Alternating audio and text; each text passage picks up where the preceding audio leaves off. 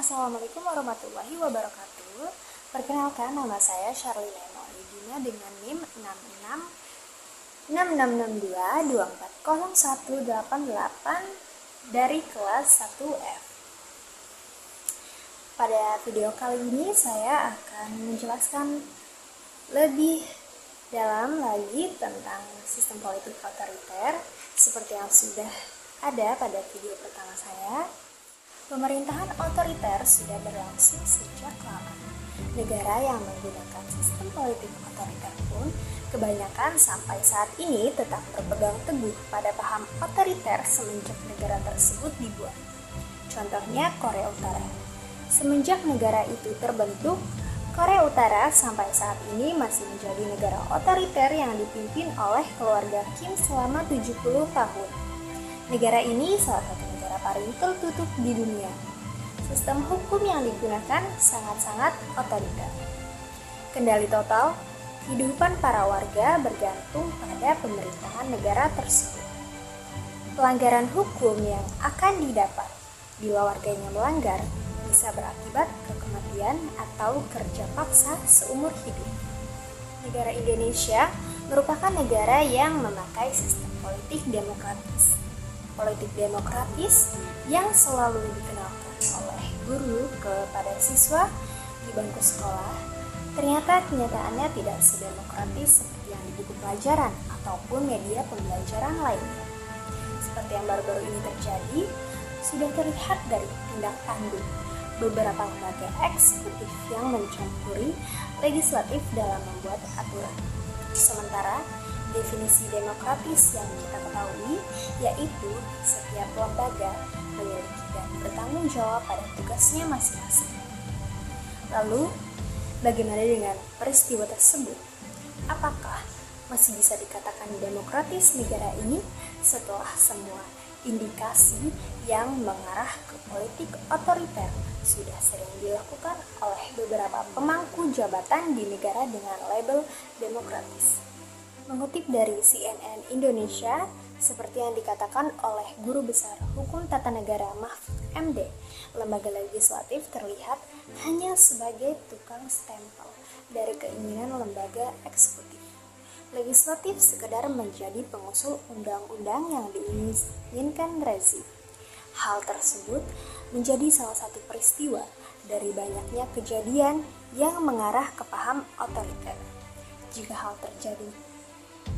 hal tersebut terjadi terus-menerus dan menjadi hal yang sudah diwajarkan, maka suatu negara akan menghasilkan hukum yang bersifat ortodok konservatif, yaitu aturan yang terbuat bersifat sentralistik dan diatur dari pusat.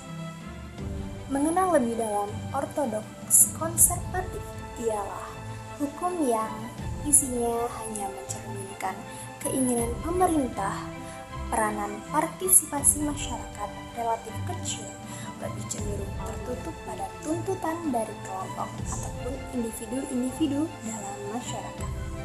Pembuatan hukum yang berkarakter ortodoks lebih didominasi lembaga pemerintahan, terutama oleh lembaga eksekutif.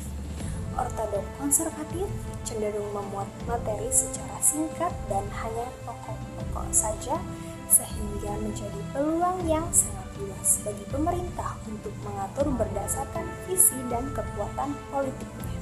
Jika suatu pemerintah telah mengarah ke sifat ortodok konservatif, maka kekhawatiran lain yang muncul ialah positivistik instrumentalistik akan terjadi jika suatu negara berada pada pemerintahan yang otoriter.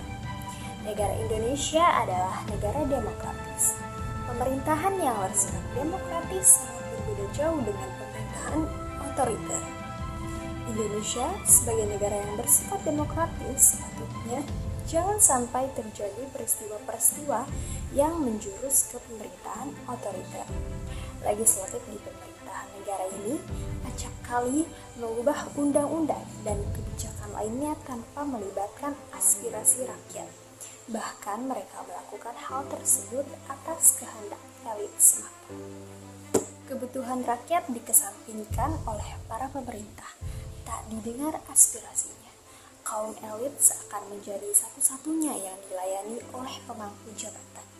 Hal semacam ini menjadikan para rakyat keheranan. Apakah negara ini sudah beralih menjadi negara yang bersifat otoriter?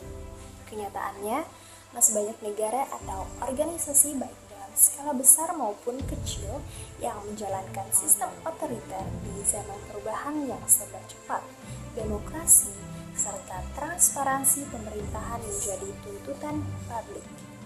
Model kepemimpinan seperti ini tidak akan berlangsung lama di negara demokratis. Rasa terintimidasi, ancaman, atau tekanan lama-kelamaan menjadi titik jenuh si pemimpin. Adapun rakyat yang turun aksi menyalurkan pendapatnya dengan berdemo, menjadikan pemimpin bisa turun jabatan seperti tragedi 98. Sikap otoriter yang dimiliki oleh suatu negara mungkin bisa saja bukan hal yang sepenuhnya buruk. Namun, dengan catatan pemerintah tetap memegang teguh nilai-nilai demokratik serta selalu memastikan tercapainya tingkat kepuasan publik. Sekian dari saya, kurang lebihnya mohon maaf. Wassalamualaikum warahmatullahi wabarakatuh.